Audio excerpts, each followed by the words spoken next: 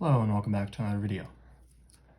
This problem we're asked which of the following is equivalent to 9 to the 3/4 power. So the first thing we can do, rewrite it down here. And we know that 3/4 is equal to 3 times 1/4. We'll see why that becomes helpful in a second, but we rewrite it as 9 to the 1/4 times 3, keeping all this again up in the exponent.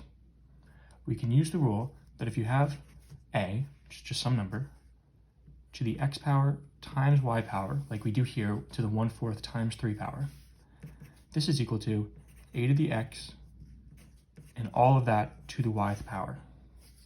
So in this situation, it would be 9 to the 1/4, and then all of that is cubed. The last step we have to do before we can simplify this is we have to say 9 is 3 squared. So you have 3 squared to the 1/4 power cubed. And now we have the opposite problem here. We want to simplify this chain of exponents.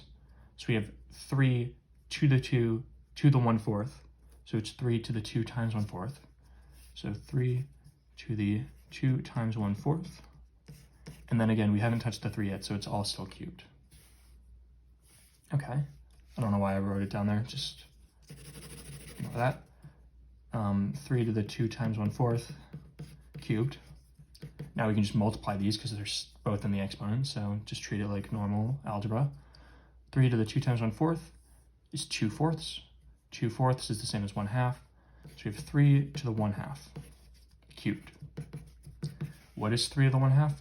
Well, the 1/2 power is the square root, so this is the square root of 3 cubed.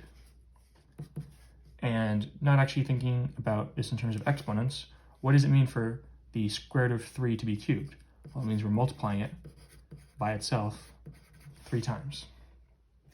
And notice the square root of 3 times the square root of 3 is the square root of 3 squared, and then we still have one square root of 3 left over.